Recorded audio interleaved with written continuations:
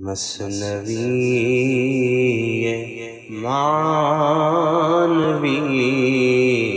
پیر روم،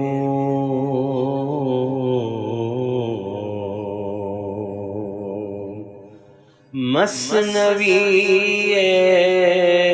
معنوی پیر روم،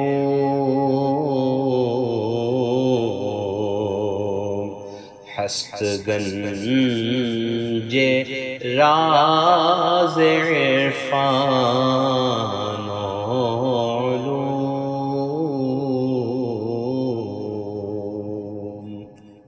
بسم اللہ الرحمن الرحیم، الحمدللہ رب العالمین، والصلاة والسلام علی سیدنا مولانا محمد سید الاولین والآخرین وعلی آلہ وصحبہ اجمعین، اما بعد۔ گزشتہ جو بات ہم کو بتائی جا رہی تھی اس میں مولانا روم نے فرمایا تھا کہ جو بڑے لوگ ہوتے ہیں، جو شاہ کے درجے کے ہوتے ہیں، ان کی گالیاں سننا، ان کی ڈانٹ ڈپٹ سننا، وہ اگر اچھے سے بیہیو نہ کرے تو ان کے بیہیویئر کو سہنا، ان کے بلوز کو برداشت کرنا، یہ سب کچھ گمراہ لوگوں، دنیا دار لوگوں اور مطلب پرست لوگوں کی تعریفوں سے اچھا ہے۔ یہ بیان کیا تھا اور کہا تھا کہ بڑے لوگوں کا تماچا کھا لو لیکن کمینوں کا شہد مت کھاؤ، کیونکہ وہ لوگ تجھے استعمال کرنا جانتے ہیں اور یہ لوگ تجھے فائدہ پہنچاتے ہیں۔ انہی کی وجہ سے تجھے دولت و خلت نصیب ہوتی ہے، روپس آف آنر انہی کی وجہ سے ملتا ہے اور فیلیسٹی بھی انہی کی وجہ سے ملتی ہے، اور ان کے ساتھ رہنے سے تیرا جسم بھی روح کی صحبت میں رہنے سے روح بن جائے۔ حالانکہ تو جسم کا شیدا وارفتہ متوالا ہے اور جسم کی ہی فکر میں زندگی گزار رہا ہے، لیکن جو لوگ روح کی فکر میں زندگی گزارتے ہیں اگر تو ان کی پناہ میں رہے تو پھر اس کے اثرات ایسے ہوتے ہیں کہ تیرا جسم بھی روح بن جاتا ہے اور تیری ساری توجہ جسم سے ہٹ کر روح کی طرف آ جاتی ہے۔ جن کو یہ چیزیں میسر نہیں ہیں، جو بے سر و سامانی کی زندگی بسر کر رہے ہیں، دنیا داری کی زندگی بسر کرنا مطلب بے سر و سامانی کی زندگی بسر کرنا، تو آپ کہتے ہیں کہ جو لوگ اس طرح کے لوگ ہوتے ہیں وہ ایسے پیروں اور ایسے استادوں سے دور بھاگتے ہیں، ان کو ان کے ساتھ کوئی دلچسپی نہیں ہوتی، دل نہیں لگتا، وہ جتنا ہو سکا ان سے دور دور رہنے کی کوشش کرتے ہیں۔ تو آپ نے کہا تھا کہ ہر کجا بینی برہنا بے نوا داں کہ او بگریختس تز اوستا، جس جگہ تو اس طرح کا ننگا بھکا بے سر و سامان انسان دیکھے تو سمجھ لے کہ وہ بھی اپنے کسی استاد سے بھاگا ہوا ہے۔ جیسے انسان گھر سے بھاگا ہوتا ہے تو اس کے پاس ہر چیز میسر نہیں ہوتی، جو کچھ اس کو مل جائے وہ لے لے کر گھر سے بھاگ جاتا ہے، اسی طرح کا معاملہ ہوتا ہے ایسے لوگوں کے ساتھ، ہر چیز ان کو میسر نہیں ہوتی، صرف وہ کام چلاتا ہے بس۔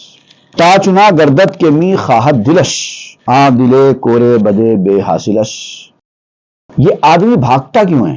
نیک لوگوں سے، تربیت دینے والوں سے، استادوں سے، پیروں سے آدمی بھاگتا کیوں ہے؟ آدمی اس لیے بھاگتا ہے کہ اس کا دل جو چاہتا ہے وہ کرنا چاہتا ہے۔ ہر انسان اپنا دل جو چاہتا ہے وہ کرنا چاہتا ہے، اپنی پسند کی زندگی بسر کرنا چاہتا ہے، اپنی آزادی اس کو پیاری ہوتی ہے۔ اس کا دل اندھا، برا اور بدنصیب ہے تو وہ اندھا، برا اور بدنصیب راستہ ہی پسند کرے گا۔ انسان کا دل خراب ہے تو وہ خرابی کو ہی پسند کرے گا۔ تو جب تک آپ کا دل صاف، شفاف اور اچھائی والا نہ ہو جائے، آپ کو صاف، شفاف، اچھائی والے دل رکھنے والے کی ہی سننا پڑے گا۔ آپ اپنی مرضی چلانے کی کوشش کریں گے تو پھر آپ کا دل تو وہی چاہے گا جس راستے پہ انہیں گیا ہے۔ گر چنا گشتی کے استا خواستے، خیش راو خلق را آراستے۔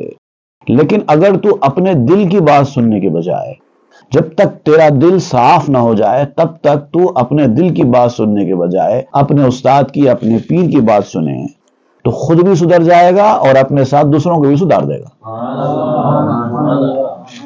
گر چنا گشتی کے استا خواستے، جو کچھ تیرا استاد چاہتا ہے تو اگر ویسے بنتا ہے تو اپنے آپ کو بھی سدھار دے گا، دوسروں کو بھی سدھار دے گا۔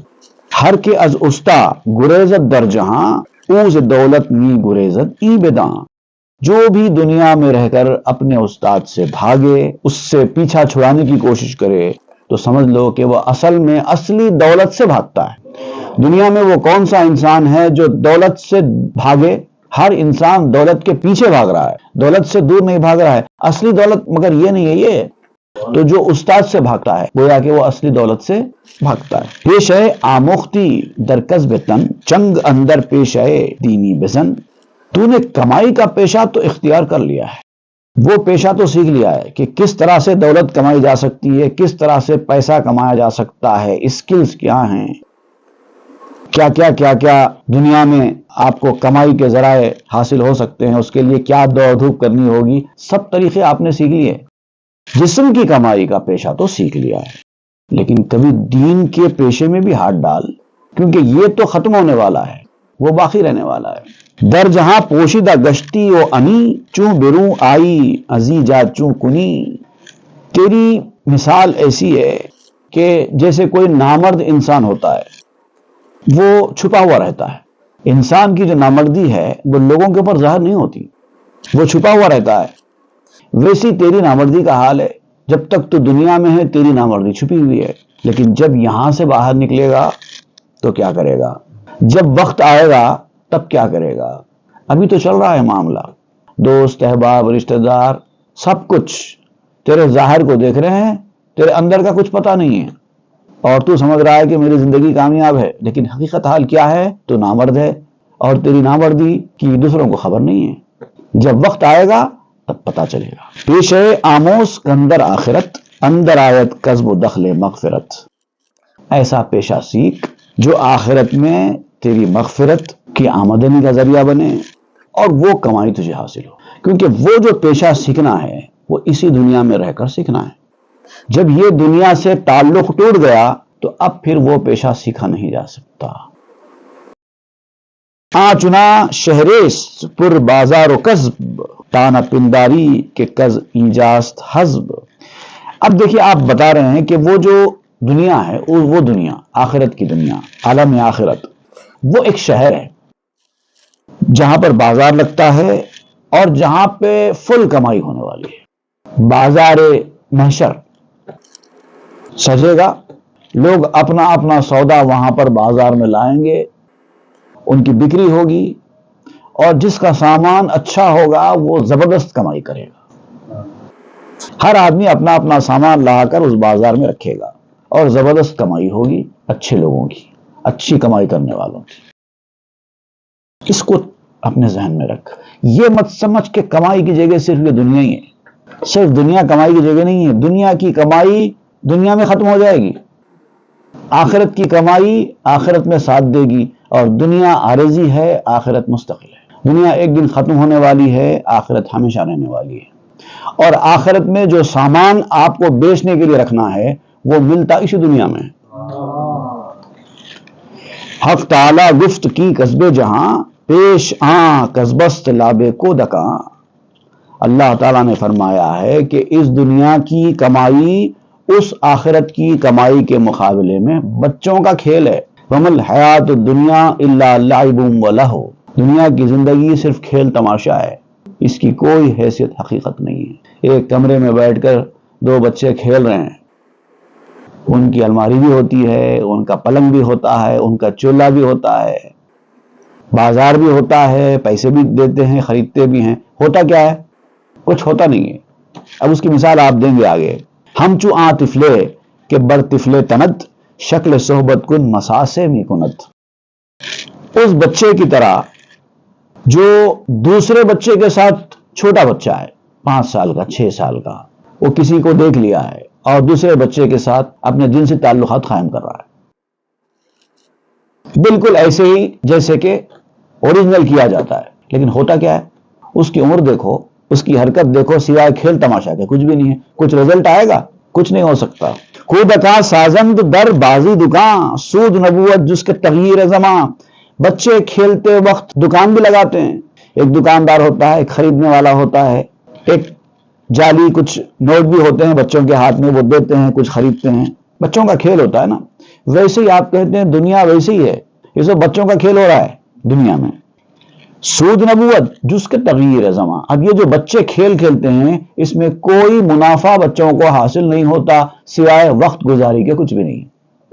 بچوں کا کھیل، بچوں کی دکانداری، ان کا تجارت، ان کا کاروبار، جو کچھ بھی وہ کھیلتے ہیں سوائے وقت گزاری کے کچھ بھی نہیں ہے. کسی بچے کو کوئی نفع ہوا نہ کسی بچے کو کوئی نقصان ہوا. شب شود در خانہ آیت گرسنا کودکا رفتہ بے ماندہ یکٹنا. اب دن بھر کھیلتے ہیں بچے، کھیلتے ہیں، اس کے بعد رات ہو جاتی ہے تو گھر میں آ جاتے ہیں. آگے کہتے ہیں ممی بھوک لگی ہے. دن بھر تو دکان لگاتا رہا، کمائی کرتا رہا، اب آگے ماں سے کیوں کہہ رہا ہے کہ بھوک لگ رہی ہے؟ کمائی کہاں ہے؟ تو کہتا ہے نہیں، بچے چلے گئے، ساتھی چلے گئے اپنے اپنے گھر کو، میں اکیلا رہ گیا ہوں.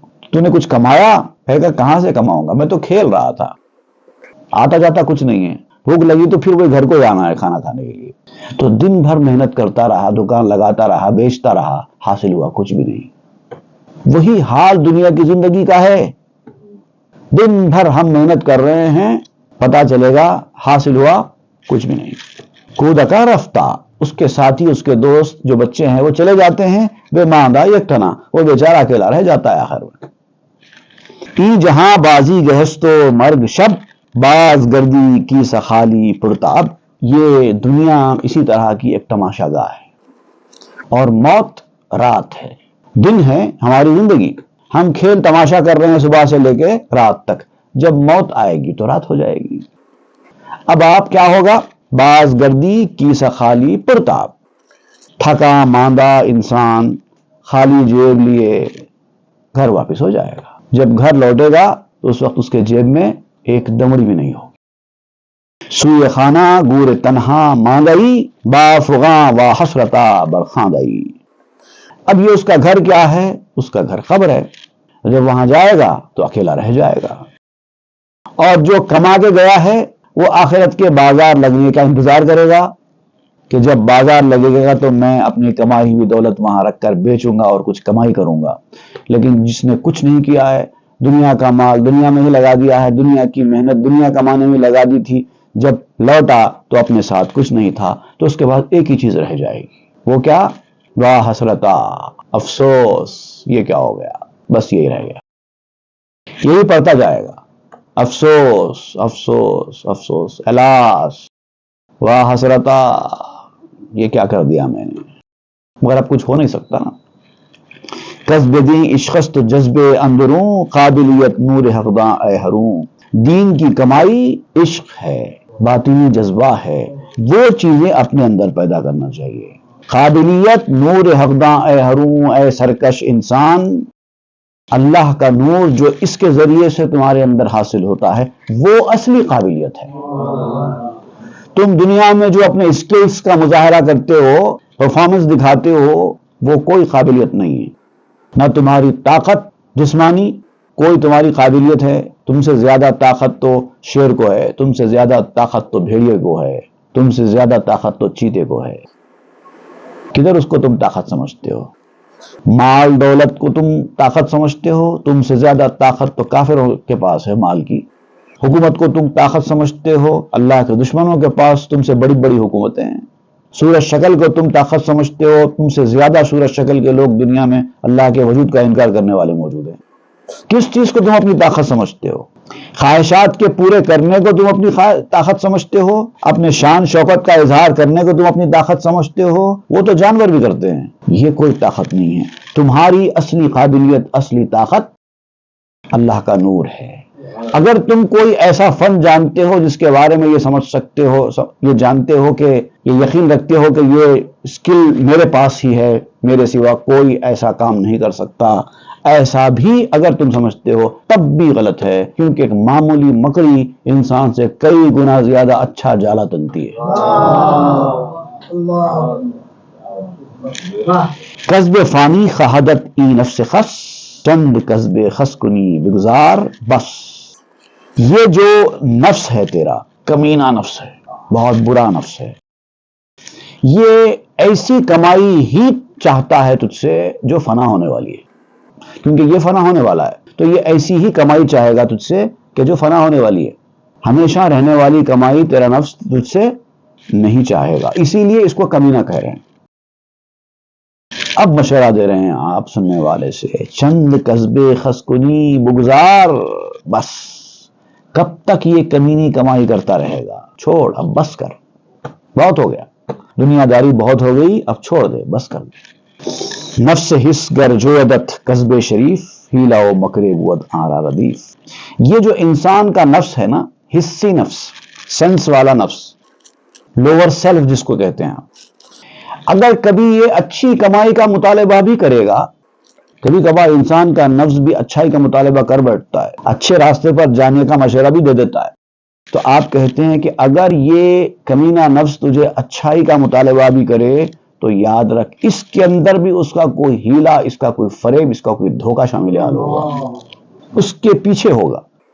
ہیلا و مکر بود آرا ردیف. ردیف کہتے ہیں ایک چیز کے بعد میں آنے والی، پس پشت، پیچھے آنے والی چیز. اسی لیے شاعری میں بھی قافیے کے بعد جو جتنا حصہ بھی مصرے کا قافیے کے بعد آتا ہے اس کو ردیف کہتے ہیں، پیچھے آنے والی. تو اس کی نیکی کے مشورے، اچھائی کے مطالبے کے پیچھے کوئی دھوکہ چھپا ہوا ضرور ہوگا، اس لیے اس کی باتوں میں کبھی مت آؤ. اچھا مشورہ بھی دے سکتا ہے لیکن اس کی باتوں میں نہیں آنا. اب یہ کیسے اچھا مشورہ دیتا ہے نفس؟ اور شیطان بھی کبھی کبھار لوگوں کو اچھے مشورے دیتا ہے. شیطان بھی لوگوں کو کبھی کبھار مسجد بھیجتا ہے، جاؤ نماز پڑھو. اب اس کی آپ ایک حکایت بیان کر رہے ہیں، ایک واقعہ بیان کر رہے ہیں، کافی طویل واقعہ ہے یہ. امیر معاویہ نے ایک بار شیطان کو دیکھا. اب یہ کیا مکالمہ ہوا دونوں کے درمیان، یہ مکالمہ اب یہاں سے شروع ہوگا تو کئی ایپیسوڈز تک یہ جاری رہے گا. ہم ابتدا کریں گے آج اس مکالمے کی. در خبر آمد کے خال مومنہ بود اندر قصر خود خفتہ شباں. واقع میں آیا ہے، روایت میں آیا ہے، ایک روایت بیان کی جاتی ہے کہ مسلمانوں کے ماموں رات کے وقت اپنے محل میں سو رہے تھے. اب یہ محل میں سو رہے تھے کا مطلب یہ ہے کہ وہ کوئی خلیفہ یا امیر ہوں گے. اور مسلمانوں کے ماموں، یہ جو لفظ ہے، یہ ماموں کس رشتے سے ہوتا ہے؟ والدہ کے بھائی ہوں تو ماموں ہوگا. تو والدہ سے مراد ام المومنین جو ہوں گے وہ والدہ ہے، تو کسی ام المومنین کے بھائی ہے اور وہ امیر یا خلیفہ ہوں. اب حضرت ابوبکر صدیق رضی اللہ عنہ نہیں ہو سکتے کیونکہ آپ حضرت بی بی عائشہ کے والد ہیں. حضرت عمر نہیں ہو سکتے، آپ بھی حضرت بی بی حفصہ کے والد ہیں. یہ دو بھی حضور صلی اللہ علیہ وسلم کے خسر ہوتے ہیں رشتے میں. پھر حضرت عثمان غنی داماد ہوتے ہیں، پھر حضرت علی داماد ہوتے ہیں. تو یہاں پر برادر نسبت ہی ہونا چاہیے ماموں بننے کے لیے. تو اس حیثیت سے چاروں خلفاء کا یہاں پر ذکر نہیں ہے، یہ امیر معاویہ کا ذکر ہے. اور چونکہ ایک اور نسخے میں نے دیکھا کہ وہاں تو سیدھا ان کا نام بھی ذکر ہوا ہے اس مصرے میں. در خبر آمد کے خال مومنہ بود اندر خسر خود خفتہ شباں کی جگہ پہ دوسرا بیت لکھا ہوا ہے. در خبر آمد کے آم معاویہ خفتہ بود در خسر در یک زاویہ. اس طرح سے دو مختلف کتابوں میں دو مختلف طریقے سے یہ شعر لکھا ہوا ہے. بہرحال تو یہ امیر معاویہ کا قصہ ہے کہ رات کے وقت وہ اپنے محل میں ایک بار سو رہے تھے. اب کیا ہوا وہاں؟ قصر را از اندروں در بستہ بود کس زیارت ہائے مردم خستہ بود. محل کا دروازہ اندر سے بند تھا. آپ جس محل میں اکیلے سو رہے تھے اندر سے دروازہ بند تھا کیونکہ وہ لوگوں سے ملاقات دن بھر کرتے رہے آخر میں تھک ہار کے سونے کے لیے اپنے محل میں آ گئے اور اندر سے دروازہ بند کر لے کر لیٹ گئے. ناگہاں مردے ارا بیدار کرد چشم چوں بکشاد پنہا گشت مرد. اچانک ان کو ایسا محسوس ہوا جیسے کسی نے ان کو جگایا. پلٹ کر دیکھا کہ یہاں پر میرے کمرے میں جو میں نے اندر سے لگا لیا ہے کون آ سکتا ہے، کون مجھے ہاتھ لگا سکتا ہے. پلٹ کر دیکھا تو کوئی نہیں تھا کیونکہ جس جگانے والا تھا وہ چھپ گیا تھا. جگا کر جا کر چھپ گیا. گفت اندر قصر کسرا رہ نبود کیست کی گستاخی و جرت نمود. سوچنے لگے کہ محل میں اندر آنے کا کسی کے لیے راستہ تو تھا نہیں، اس کے باوجود کون ہے جس نے یہ گستاخی کی، یہ ہمت کی میرے حجرے میں داخل ہونے کی بغیر اجازت. گرد بر گشتو طلب کر دازماں تاب عابد زانہاں گشتہ نشاں. تو انہوں نے چکر لگایا، اپنے بستر پہ سے اٹھ کر ادھر ادھر چکر لگایا اور جستجو کی دیکھنے کے لیے کہ کون ہے. جو کوئی بھی ہے اندر ہے تو اب یہی کہیں ہوگا. ڈھونڈنے کے لیے نکل پڑے تاکہ پتہ چلائیں کہ کون ہے. اس پسے در مدبریرا دید کو در پسے پردان حامی کر درو. دروازے کے پیچھے انہوں نے ایک شخص کو دیکھا جو پیٹ کر کے چھپ کر کھڑا ہوا ہے. پردے کے پیچھے جا کر اپنا منہ چھپا رہا تھا. اٹھا کر پردے کے پیچھے دروازے کے پاس جا کر پیٹ کر کے کھڑا ہو گیا. آپ وہاں پہنچ گئے اور پردہ ہٹا دیا. گفت ہی تو کیستی نام تو چیست گفت نامم فاش ابلیس شقیست. پوچھا ہے کون ہے تو، یہاں کیسے آ گیا، کیا نام ہے تیرا، کیونکہ انسانی شکل میں آیا تھا۔ تو اس نے کہا میرا نام ابلیس ہے اور میں بدبخت سے مشہور ہوں، دنیا میں بدقسمت لعنتی سے مشہور ہوں، میں ابلیس ہوں۔ گفت بیدارم چرا کر دی بجد، راست گو بامن مگو بر عکس و ضد۔ تو انہوں نے کہا کہ تو نے مجھے جگایا کیوں، تو یہاں آیا کیسے اور تو نے مجھے جگایا کیوں؟ اب جب اس نے بتا دیا کہ ابلیس ہے تو آپ نے یہ نہیں پوچھا کہ تو یہاں آیا کیسے، سمجھ گئے کہ انسان تو نہیں ہے نا، ابلیس ہے، کہیں بھی جا سکتا ہے۔ تو کہنے لگے کہ مجھے جگایا کیوں، اور کہا جو کہنا ہے جواب سچی سچی بات کہنا، جھوٹ اور فریب نہیں کہنا، اصلی سبب کیا ہے بتا جگانے کا۔ گفت ہنگام نماز آخر رسید، سوئے مسجد زود می باید دوید۔ تو اس نے کہا کہ نماز کا وقت آخر ہو رہا ہے، آپ کو مسجد کی جانب دوڑنا چاہیے، اس لیے میں نے جگایا ہے۔ نماز کا وقت آخر ہو رہا ہے، اگر آپ اس وقت سو جائیں گے تو آپ کی نماز فوت ہو جائے گی، اس لیے میں نے آپ کو جگایا تاکہ آپ فوری مسجد کی جانب جا سکیں۔ عجل الطاعت قبل الفوت گفت، مصطفیٰ چون گوہر مانا بسفت۔ مصطفیٰ صلی اللہ علیہ وسلم نے جب کلمات اپنے زبان سے ادا کیے، گویا کہ موتی پروئے، اپنے خوبصورت باتوں کے جب آپ نے موتی پروئے تو یہ فرمایا تھا کہ عبادتوں کو فوت ہونے سے پہلے پورے کر لیا کرو۔ تو یہ حدیث ہے، عجل الطاعت قبل الفوت، یہ حدیث ہے، تو اس لیے میں آپ کو جگا رہا ہوں۔ گفت نے ای غرض نبوت تو را کہ بخیر رہنما باشی مرا۔ تو انہوں نے کہا کہ نہیں ایسا نہیں ہو سکتا، یہ مقصد تیرا نہیں ہو سکتا، میری بھلائی کے لیے میری رہنمائی کے لیے تو آتا ہے، ایسے کیسے ہو سکتا ہے؟ کچھ تو ہے جس کی پردہ داری ہے۔ دوست آیت از نہاں در مسکنم گویدم کے پاسبانی می کنم۔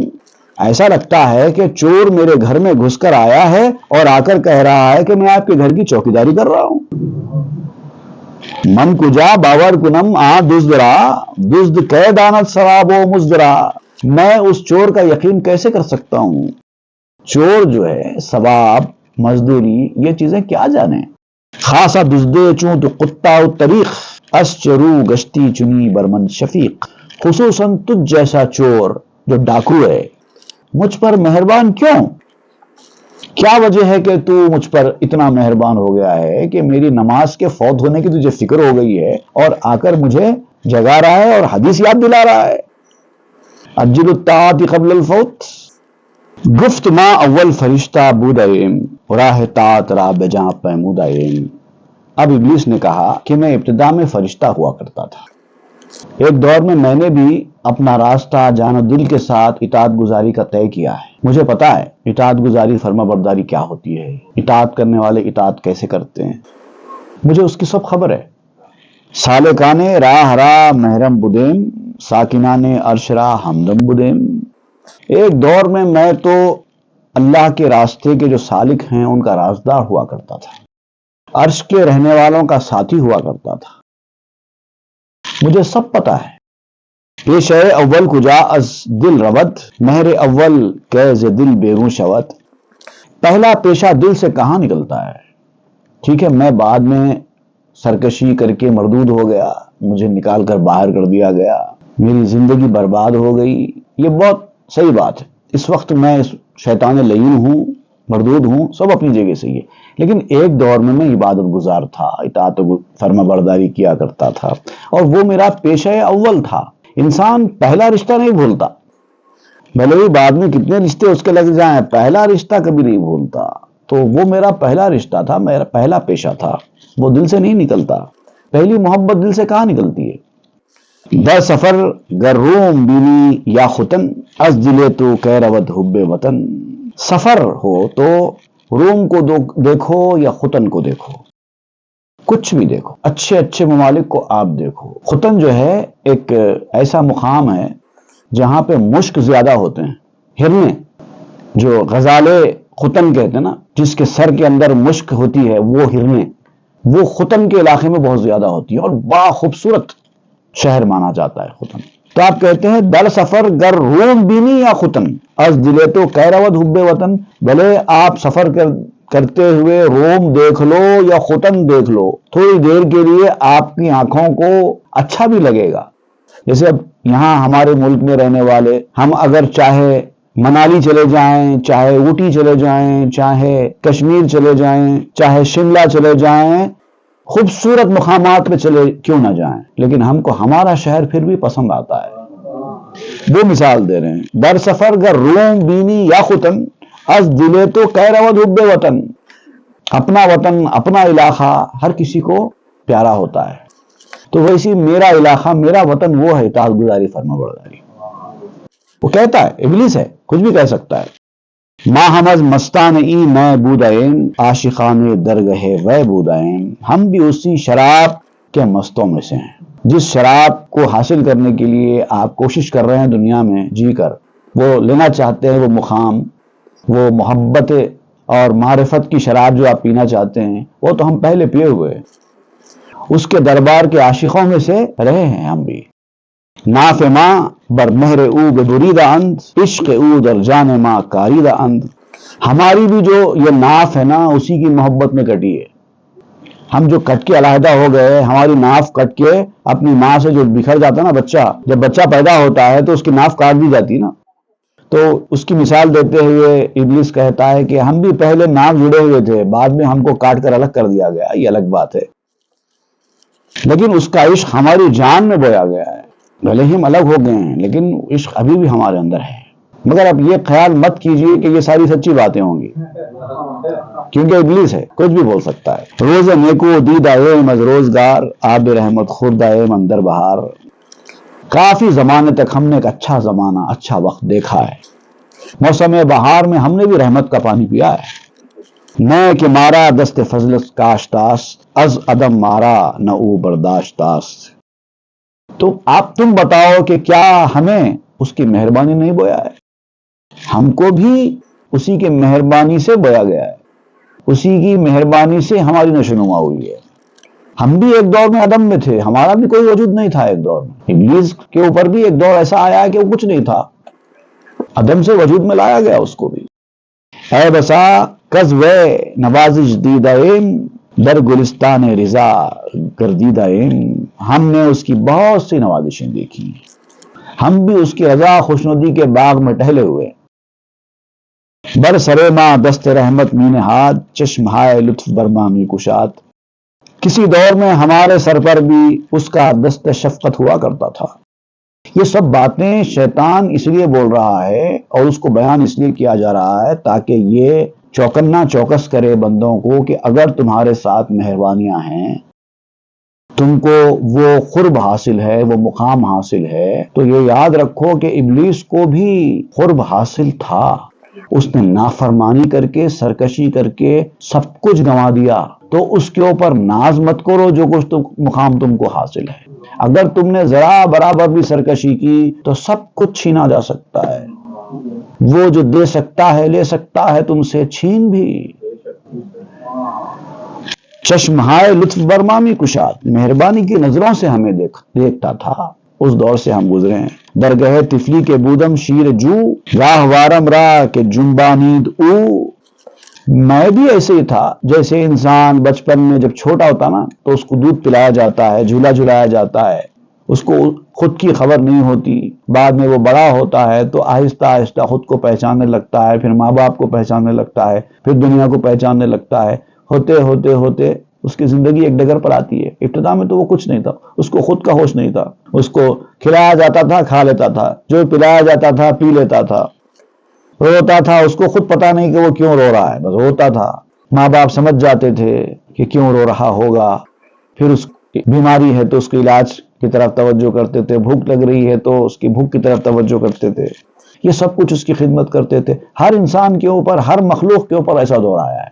جب وہ کچھ نہیں تھا تو جب کچھ ہوا تو پہلے ایسے کچھ ہوا، اس کے بعد پھر کچھ کا کچھ ہوا۔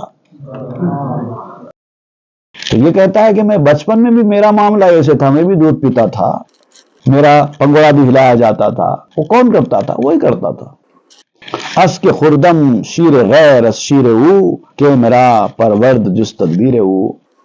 میں نے اس کے دیے ہوئے دودھ کے علاوہ کس کا دودھ پیا ہے؟ کسی کا نہیں۔ میں نے بھی اسی کا دیا ہوا رزق کھایا ہے.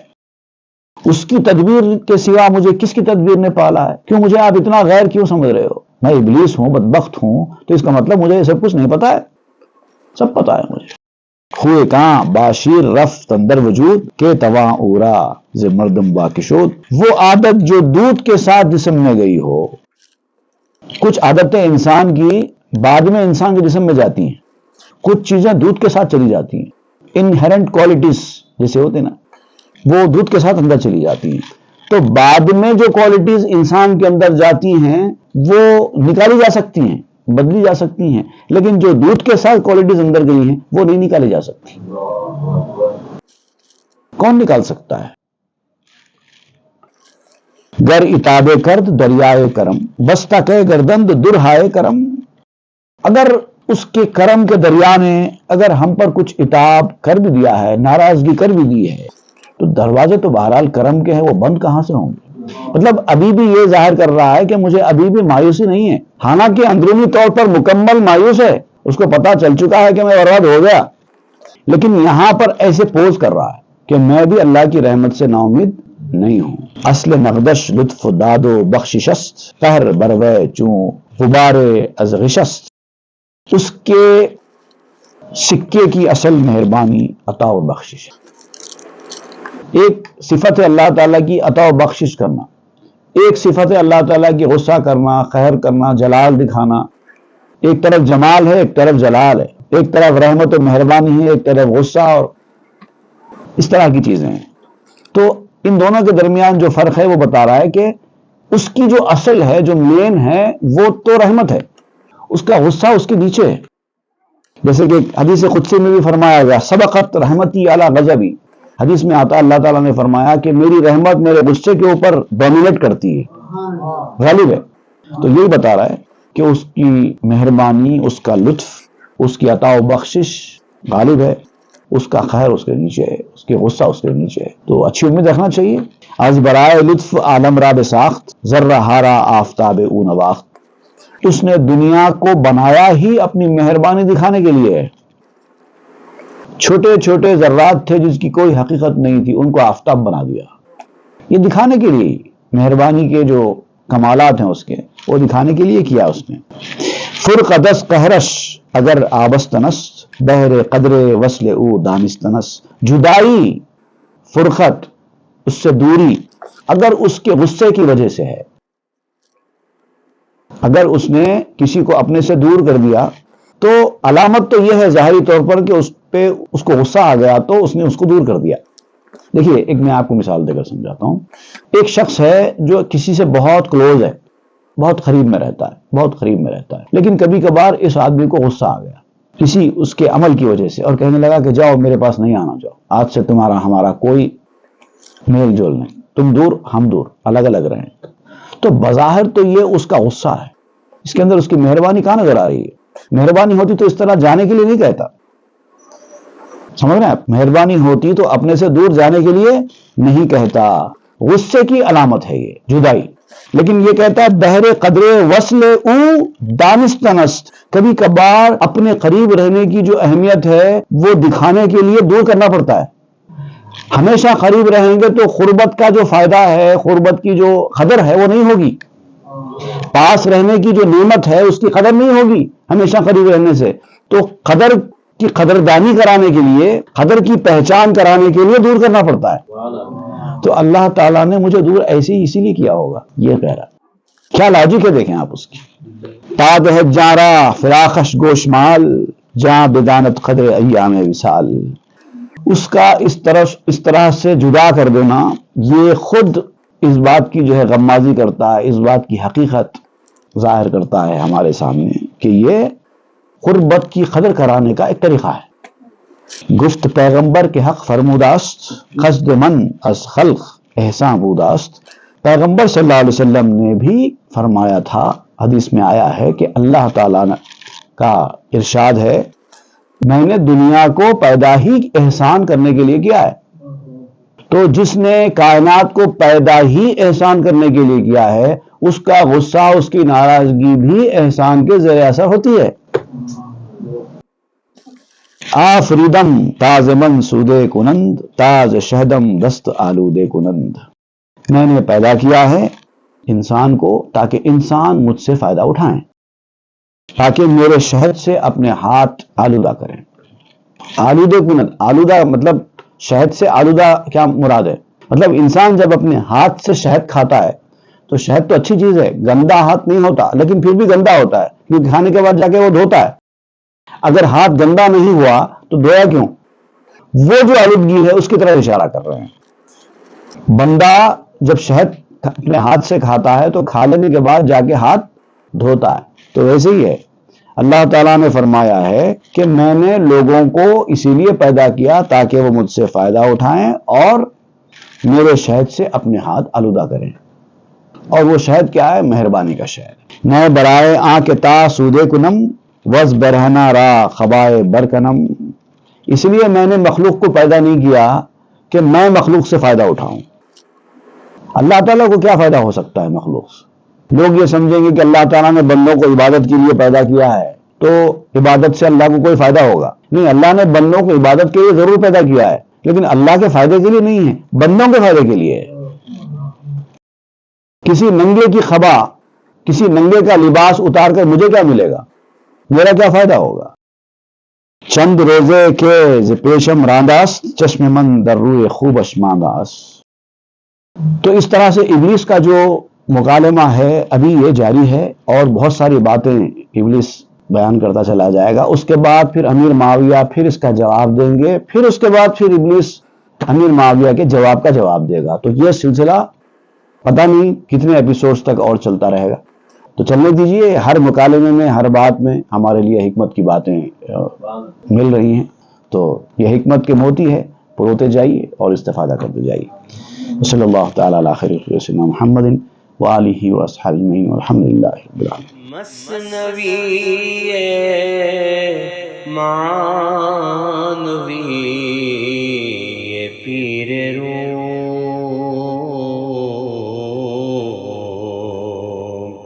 ہست گنج راز عرفان